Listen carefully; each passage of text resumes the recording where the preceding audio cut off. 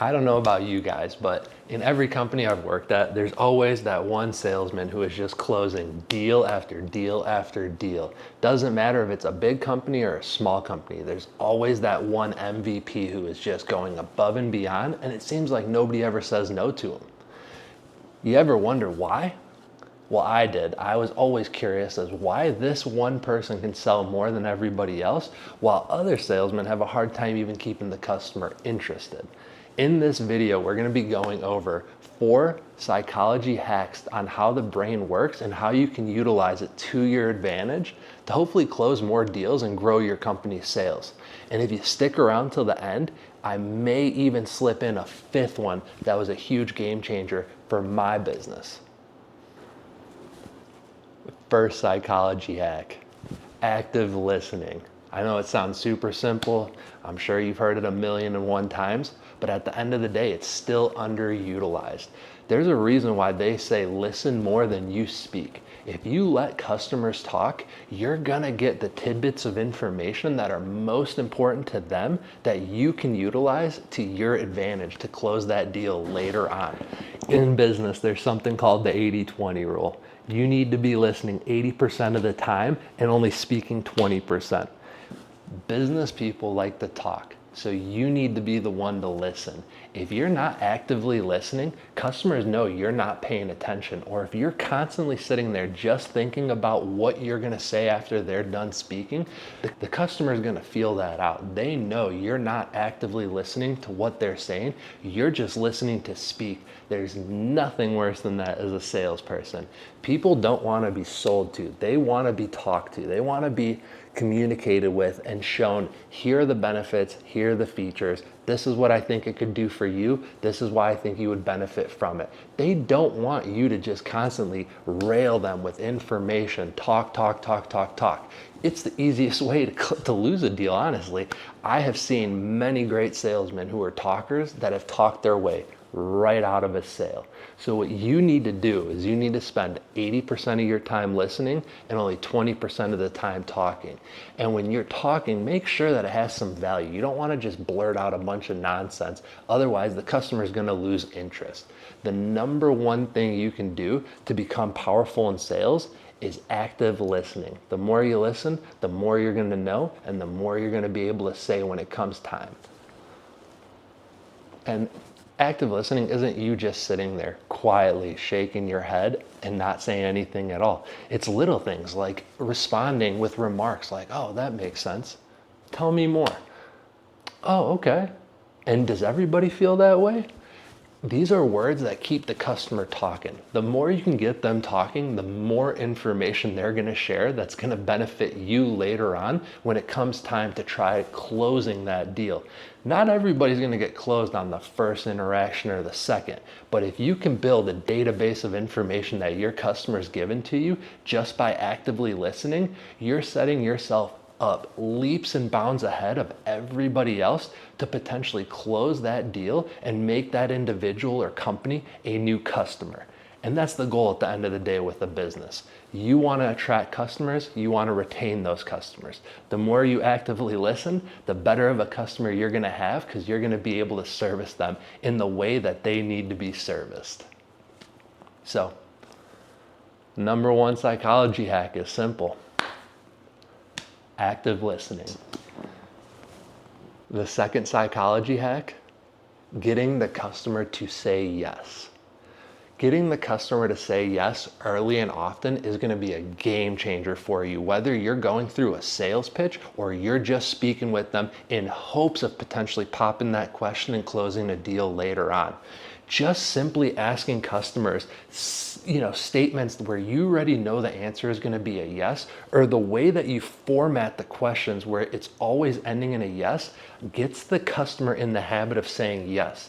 Everybody knows it's easy to say no. Everybody wants to say no. It's harder to get a yes. So what your goal is from the very first interaction is to ask questions that are getting the customer to say yes. This is the problem that you and your team are dealing with, right?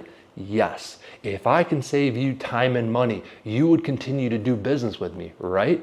Yes. If let's say your onboarding experience is 3 days, but with my software, we can get it down to a day and a half, you would do business with me or you would buy my program, right? Yes. All of these questions I already know the answer to. They're simple questions, but the way you format them, get the customer in the habit of saying yes. The more the customer answers with a yes, the easier and the more expected it is to get a yes from them when you pop that final question. So based on everything we've gone over today, if I were to put my product in your hands, or if I were to sign up your team for our service, and you were to see that I wasn't lying, you save time, you save money, you become more efficient, you reallocated resources, your onboarding times drop down, you would do business with me and you would tell others, right? Yes. Awesome. Let's get you signed up, or let's get you, introduced to our sales team, or let's get you into the onboarding process. That is how simple it is. So active listening is crucial, but then you need to be able to formulate your sentences in a way that get the customers responding with a yes over and over and over again. The more you do, the easier it is going to be for them to say yes when you pop that final question. Just think about it. If I've answered yes 5 times in a row, why am I going to say no on the 6th question? It's going to feel better to say yes at that point just because I'm in the habit of it already. Repetition. So don't forget the second psychology hack, get people to say yes early and often, and ask your questions so that you know the answer is almost always going to be a yes or a right or a correct, whatever the case is, but a positive. That way you're directing the conversation and you're leading it down the path you want it to go, not vice versa. The third trick, social proof. Every customer wants to buy from somebody that they know has a product or service that works. The easiest way to get a customer interested is to have undeniable evidence that this service works and it's saved other customers money, or it's improved other customers' operating efficiency, or it has lasted longer than the competitors. Whatever the case is, having some kind of social proof, it's huge for locking in future deals.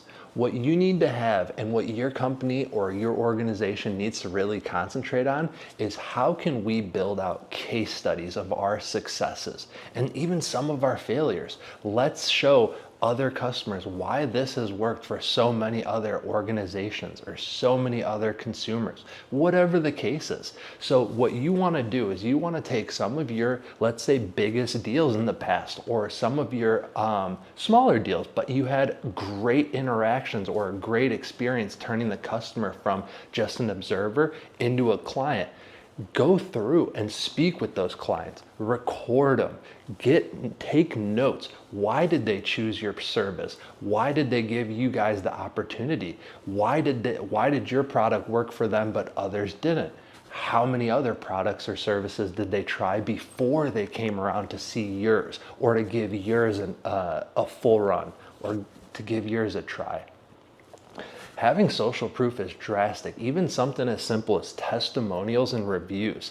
What your company should be doing is, after every single close and after every single onboarding experience, you should be asking the customers for feedback, testimonials, reviews. What I mean by this is, after every interaction, you should be sending out a quick survey, an automated survey, or an automatic NPS or CSAT feedback form. So that way, what it's doing is you're getting true feedback right after an interaction. So that way you can take some of that and you can utilize it later on as testimonials, reviews, or just to show customers, hey, this is what others are saying. Maybe you'll have the same experience as them. It's hard to make stuff up when customers are giving you that information freely. So what I recommend you do is go through some of your best deals, some of the best closes, or let's say some of the best clients that you have, and ask them if you can do a case study with them or a success study.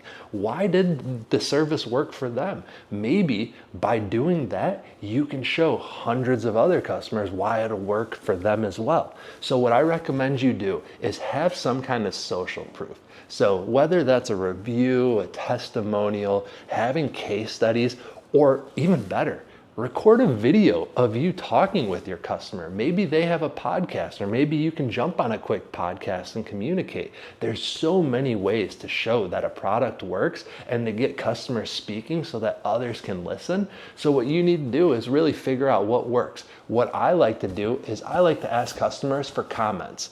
After every interaction, give me some feedback. Share a survey with them so that way you get something quick, whether it's 3 or 5 questions. What would you have changed about our interaction today? What would have made you say yes sooner? There's 1,000,001 questions you can ask. So what I recommend is taking some time and thinking about that, because the third psychology trick really is convincing the customer by social proof. Sorry to pause the video, guys, but I have to ask. I'm a newer channel. The only way that these videos get to viewers like yourselves is by people liking, commenting, interacting, and subscribing with my content. So if I could ask you, the viewer, the audience, a favor, please like, share, comment, subscribe. It goes a long way. And then my promise to you guys is I'm going to keep putting out this free content with information that can hopefully help you grow your business, retain customers, and at the end of the day, improve, because that's what we're here for, to get better and better day in, day out. So back to the video. The fourth trick, convince the customer it's their idea and not yours. I don't know about you guys, but at the end of the day, I don't want to be sold. I don't want you telling me what I need to know or what I don't know. At the end of the day, I really want to be able to make an informed decision based off information that I'm presented. So as a salesperson or an organization, your goal is to constantly provide enough value and information to the prospects you're speaking with so that over time they start realizing that, oh, maybe it's not, maybe I'm not getting sold or closed hard on this deal. They start thinking, well, maybe this will benefit me. They start thinking like this is their idea. They're the ones that came up with it and that they're going to benefit from it if they sign up or if they add on this extra service. So realistically, what your goal is to make the sales approach in the fashion where they think that they're the ones that are coming up with the idea.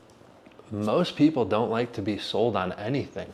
And don't think that with an organization or a company, you're going to just be able to tell them what they need to know. It's their business. You're not going to be able to, even if you try. At the end of the day, you need to ask those probing questions that lead them down a path that you want to take them. Plant that idea seed in their head very early on. So then when you're following your sales process or you're going through your script, whatever questions you're asking or whatever remarks you're making are just growing that seed and cultivating it over and over. So whether your sales process is 30 days, 60 days, one day you're a one-call closer, whatever the case is, by the end of that process, they should have a whole flower or plant growing in their head, convincing them that yes, they need to move forward with you, with your service, with your product, that they're going to benefit and they're going to grow utilizing you and your services, whatever the case is. The idea is you plant it early on, and while you're working with them, you continually water it by asking them probing questions about the pain points that they have. And then as time goes on and as you go through your process, you're just slowly chipping away at those pain points and reassuring them that you're going to solve them. You're going to help with them. If their problem is operational efficiency and you have a software that's going to increase that efficiency, or it's going to make them more efficient, then boom, that's what you're doing. You're chipping away at it slowly and surely over time.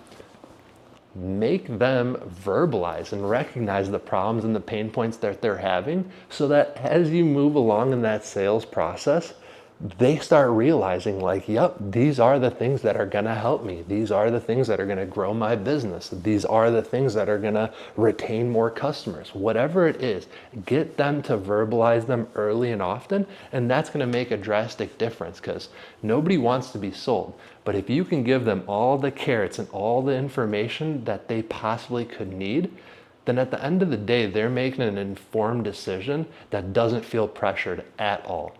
At the end of the day, a pressureless sale is a great sale if you ask me, because that customer has nothing to think about other than you walk them through a process, you white glove service them, and now they have something that's going to benefit them and the rest of their teams.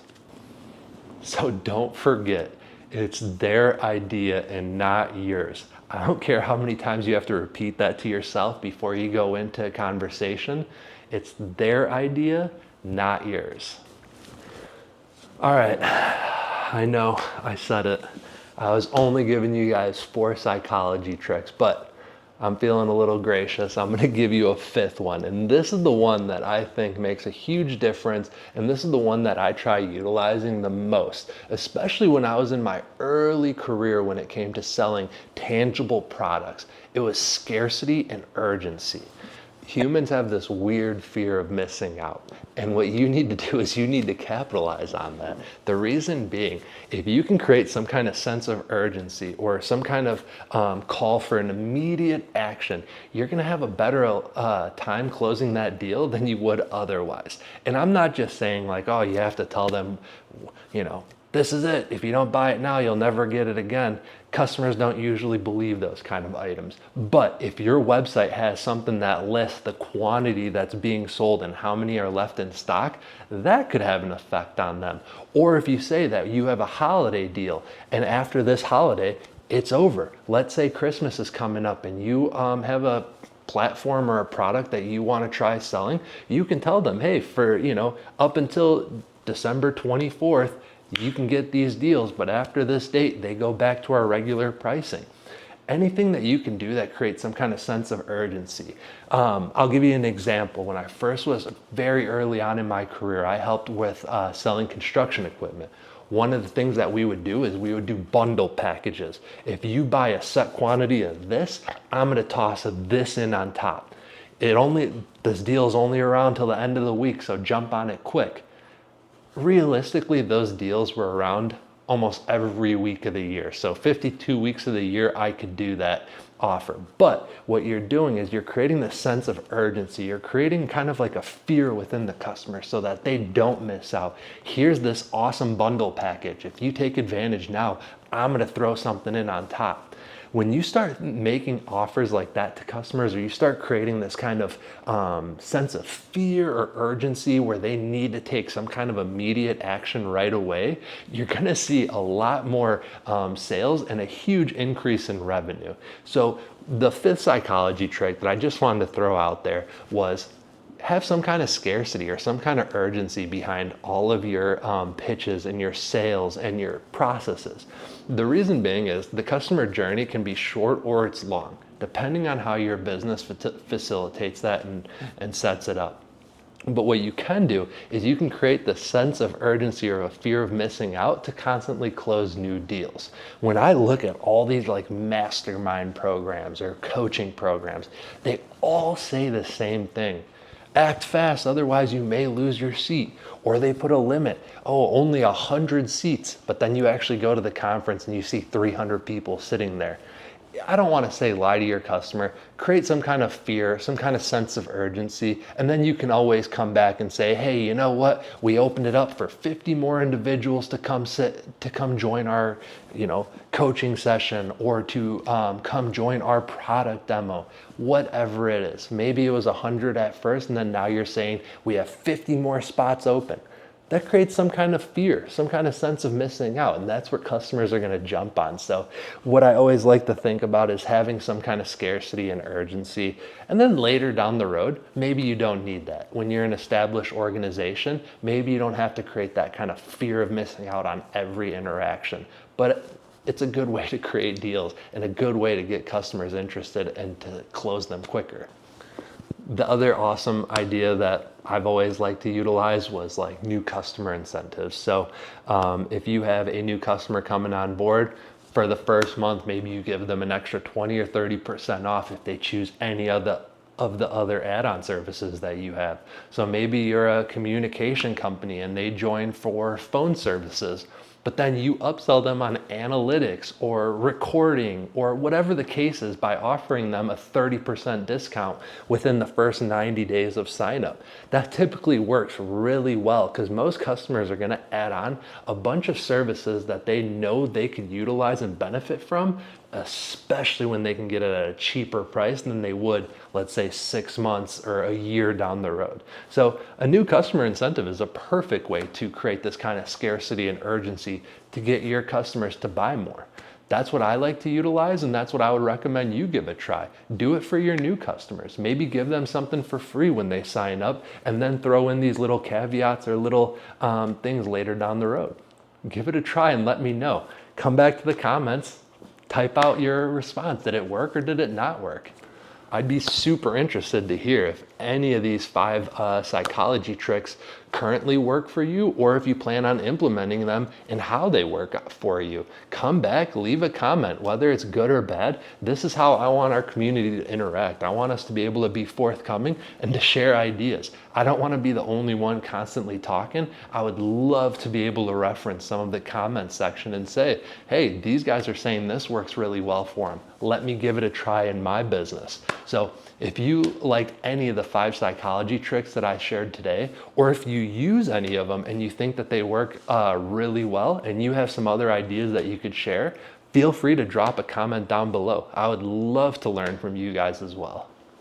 By understanding how the mind works, you're going to be able to tailor your sales approach for each customer. And by doing that, you're going to be able to do much deeper dives and get to know them on a deeper level, which in turn should hopefully mean you're closing more deals for yourself and the organization. A win-win scenario. And I'd be curious, even if you just chose one of the 5 psychology tricks that I shared today, how well it benefited you. So don't forget, come back, share your thoughts, share your feedback, let us know. Does it work? Does it not work? Out of the 5 that I shared, was there one that you really enjoyed and one that you thought just didn't work for you? I'd be curious to hear. As always, this is Client Success Media. My name is Matt, and I greatly appreciate you taking the time to watch this video. As you can see, we're a new channel. I don't have a lot of followers, don't have a lot of videos, but I'm working on it. So if you could drop a comment, a like, even a subscribe, I would greatly appreciate it. It goes a long way, and it's extra motivation for me to keep knocking these videos out and keep this going in between all my meetings and in between my travels. So thank you all, and my promise to you, the viewer, is to keep putting out this content for free, so that way you guys can hopefully learn something, and hopefully I might be able to learn something from you in return by going through the comments and leaving your ideas or your feedback. I'd be curious to hear what you think. So the channel is Client Success Media. My name is Matt, and from the bottom of my heart, I appreciate you if you stuck around for this long.